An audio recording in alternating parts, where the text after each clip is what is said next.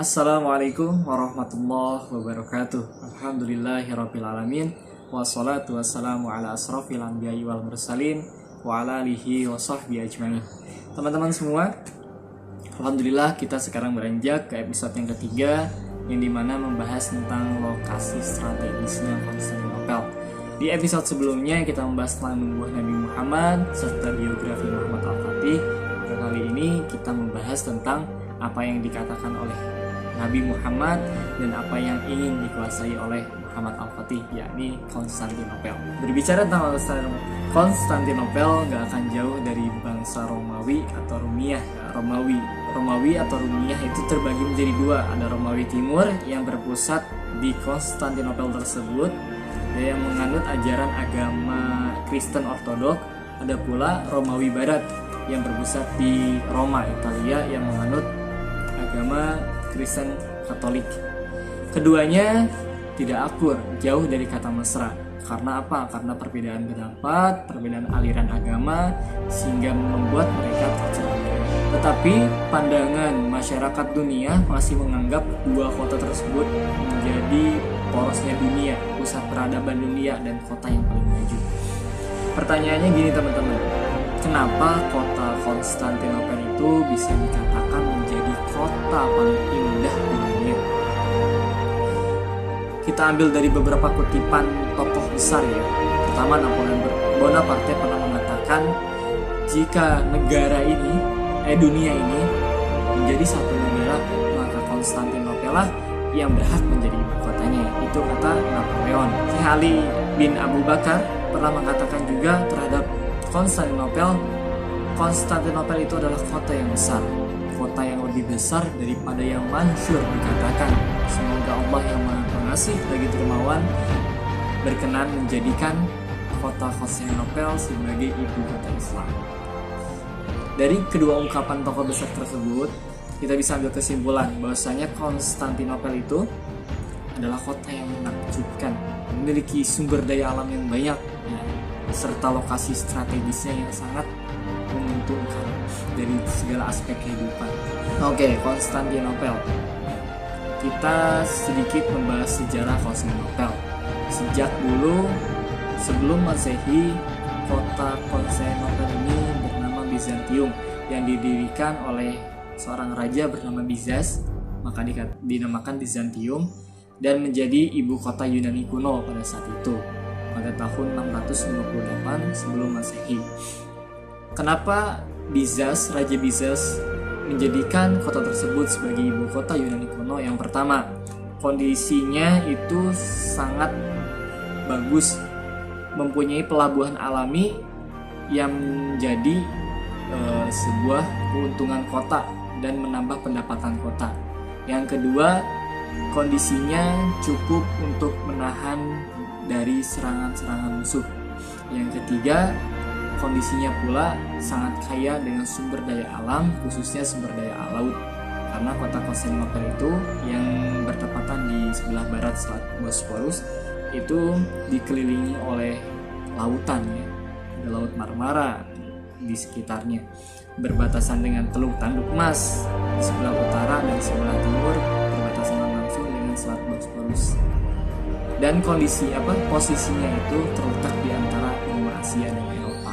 Oke, setelah dijadikannya Bizantium menjadi ibu kota Yunani kuno, ditata dengan rapi, disusun dengan baik sehingga menjadi kota yang sangat istimewa. Banyak sekali bangsa-bangsa yang ingin menguasai kota Bizantium tersebut. Di antaranya ada bangsa Bulgar, ada bangsa Gotik, ada bangsa Avars, ada bangsa Persia, yang semuanya ingin menguasai Konstantinopel atau pusat dari Yunani kuno.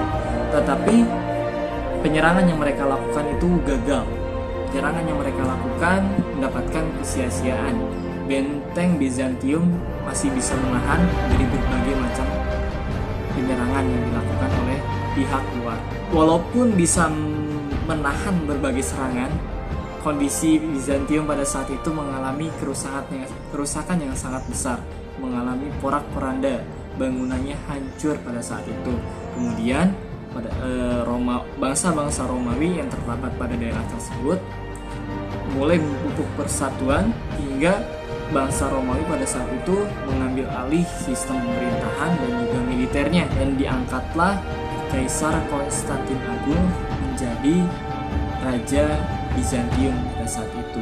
Kaisar merekonstruksi ulang kota Bizantium dan mengganti nama menjadi Konstantinopel. Nah, itu sedikit cerita dari Konstantinopel. Konstantinopel memiliki letak geografis yang sangat strategis. Konstantinopel terletak di antara benua Asia dan Eropa. Konstantinopel langsung berbatasan dengan Laut Marmara, ya, berbatasan dengan Selat Tanjung Emas dan juga Selat Bosporus. Konstantinopel juga menjadi salah satu jalur sutra dan jalur perekonomian dunia pada saat itu, perekonomian Eropa, ya, yang menghubungkan laut hitam dan juga laut tengah.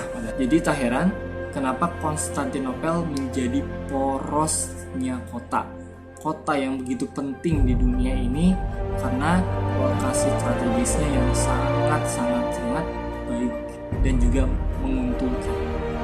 Oke, berbicara tentang Konstantinopel pasti nggak akan jauh dari sistem pertahanannya dan juga temboknya yang sangat kuat. Ya, tembok Konstantinopel. Tembok Konstantinopel ini memiliki beberapa bagian. Bagian pertama adalah bagian dalam tembok atau inner wall yang langsung berbatasan langsung dengan kota. Disebut dengan inner wall atau megateikos yang memiliki ketebalan tebal 5 meter dan juga tinggi 18-20 meter.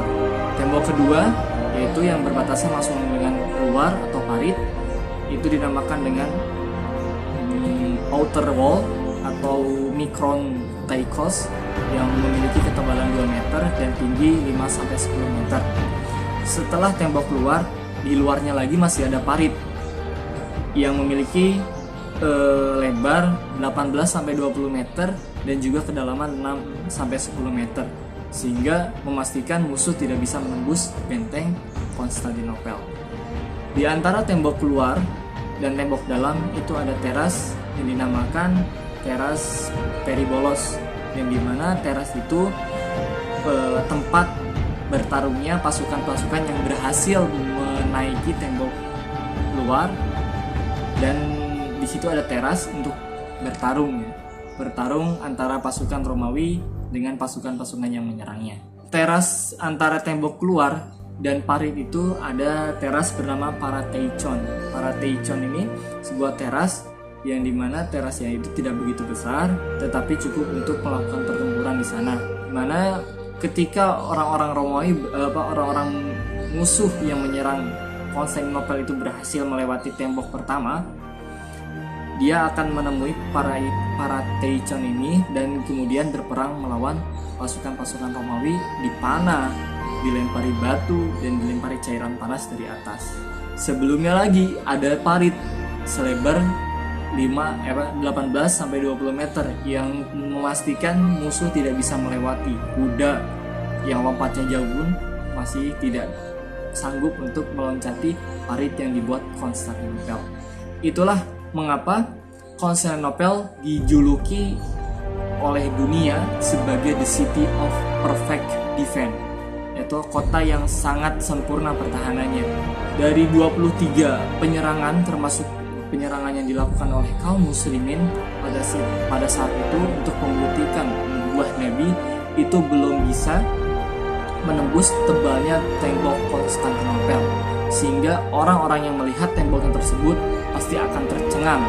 Pasti tekadnya yang asalnya menggebu-gebu ketika melihat temboknya saja sudah ciut. Maka dari itu banyak sekali pertempuran yang dimenangkan oleh bangsa-bangsa Konstantinopel karena pertahanannya yang sangat kuat. Konstantinopel pula berbatasan dengan Selat Bosporus, yang dimana selat itu menghubungkan antara Eropa dan Asia, tanduk emas yang menjadi pelabuhan alami dan menambah pendapatan di kota, dan Laut Marmara yang dimana laut tersebut memiliki sumber daya alamnya yang sangat banyak, khususnya sumber daya laut.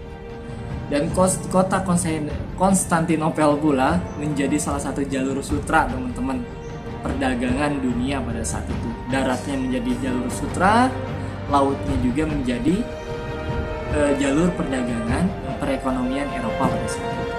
Jadi kesimpulannya, teman-teman, kota Konstantinopel adalah kota yang sangat agung, yang sangat termasyhur dan menjadi porosnya dunia. Maka dari itu, selain nubuah Nabi Muhammad SAW yang menjadi acuan para mujahid untuk menaklukkan kota Konstantinopel, selain daripada nubuah itu, kondisi alam, letak yang strategis pula menjadikan banyak bangsa-bangsa yang ingin menguasai kota Konstantinopel. Terima kasih, mungkin cukup sekian dulu yang bisa saya sampaikan. Insya Allah video-video selanjutnya akan kita lanjutkan sampai tuntas mengenai Hamad Al-Fatih. Terima kasih atas perhatiannya. Akhirul kalam, wassalamualaikum warahmatullahi wabarakatuh.